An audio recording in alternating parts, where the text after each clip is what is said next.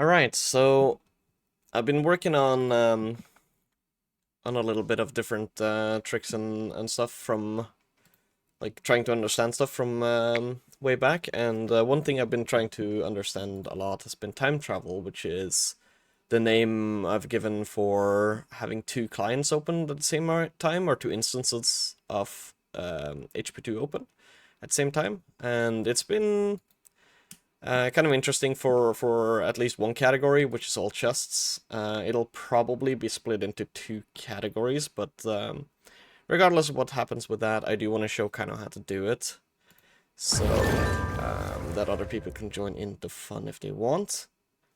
So the first thing you need to do is to go to your systems folder. There's a little bit of setup for this. So go to your systems folder and make a copy of your game exe, and I just called mine game 2. Then you want to make two separate shortcuts, one for this and one for this. And after you've done that, these are mine here, down in the corner. You want to set a shortcut key and windowed for both of them. And you want a separate shortcut key for each of them. The one that's linked to game.exe and not game2.exe is considered the main one, and that's the one that's going to be picked up by, for example, LiveSplit. So what this does to have two exes like this, it allows you, this is possible with only one exe, but it's a lot more difficult, but it allows you to open up a game like this, and then, let me kill application frame host if it's on. Apparently it is not. Alright. It allows you to open up a second instance of the game like this. And you can open them up on the same save files, which is where the interesting things start happening. So now I have two files playing on the same game files. We're gonna go back to this screen. And what this allows you to do is anything that's stored in Harry, which is cards, bean counts, dueling, Quidditch, all those sorts of things that are not like specific to a map, will not save onto the into the map folders, but anything that is specific, such as chests or secrets, will actually save into the maps folder, which is shared. So you can have two completely separate Harrys kind of playing through the game with different attributes and states and such. And that has some implications for all chests. For instance, if you see this chest here, right? It is closed on both my files. If I leave with the main file, I can leave with any file and leave the other one in, and then I hit this chest with this one. First, something to note is if I then enter, it'll still be closed.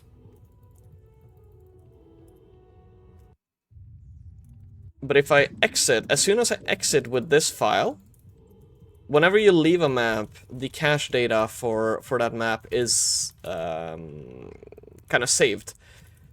So the last file to leave each map will be the one that kind of overwrites the file. So now this one will be unlocked, and it'll also be unlocked on this file. Like that. If, however, I were to do something like this, which is something to be aware of with this, it's I kind of refer to this as like stale data. If I open this and then leave, like now the chest is open. You can see that here, right? But if you notice, my main file here is actually still outside, and the chest is not open because I never left the map and reloaded it. So if I leave this now, this one is already out, and the map has been saved with the open chest. But this file, this instance of the game, has what I refer to as kind of stale data. It's in this case, data I wouldn't want, which is the chest being closed. And that'll save over whatever the other instance of the game had. So now it'll be closed again on this file, or on this game. And also, it'll be closed, of course, on this one, because they share the same data. So this way you can kind of, if you would want, you can keep a game instance outside, and again, this will be open. If the last file that I choose to enter the castle with is the one that has the closed chest, it'll close again. So you can keep opening them kind of infinitely like this. In all chests, though, you would want, in this case, to make sure that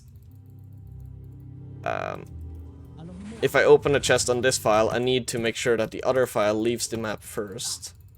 Like this. And then now, if I leave with the map, or instance rather, is confusing names, it'll be open again. And now it's actually open entirely. Like so.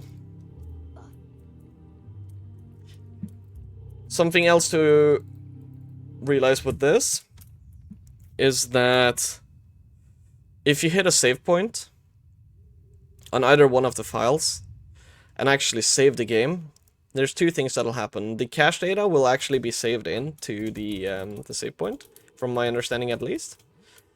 So it'll be fully saved and like solidified. And other than whatever data you happen to have, you know, available here. And also, if I now die on this file, I'm gonna load in to the save I just made on my main file. Det är en fin kväll nu när det har slutat regna. Like that. So now, these files are actually identical. They would have the same spells, the same cards, the same everything. Because once you save and then reload with the other file, it'll take every single piece of data from the save point, as you would expect. So yeah, you can kind of bring data between like this, and this is also a way to bring your, I call it the ghost, or your second file, forward in states. So you will have access to areas that you wouldn't normally have access to.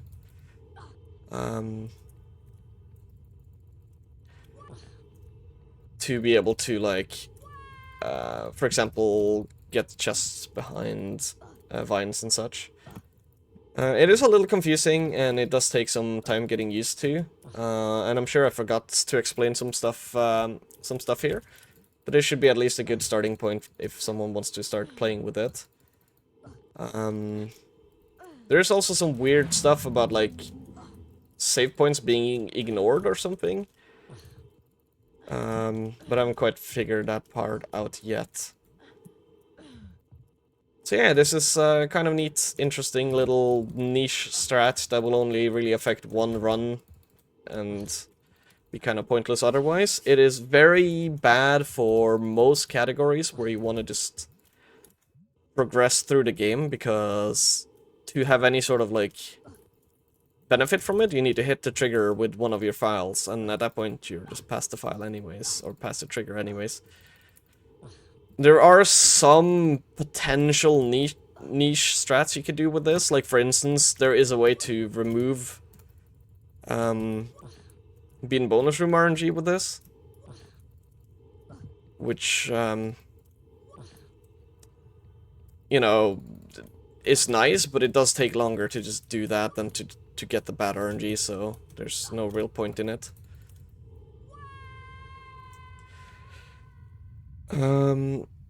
Also, if you can manage to trick the game into thinking one file has finished a challenge, you can just leave the challenge and skip it. So there is some potential there, but very little.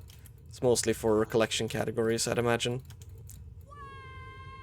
But yeah, I'm rambling. This is just wanted to have some sort of documentation on this, at least. Bye.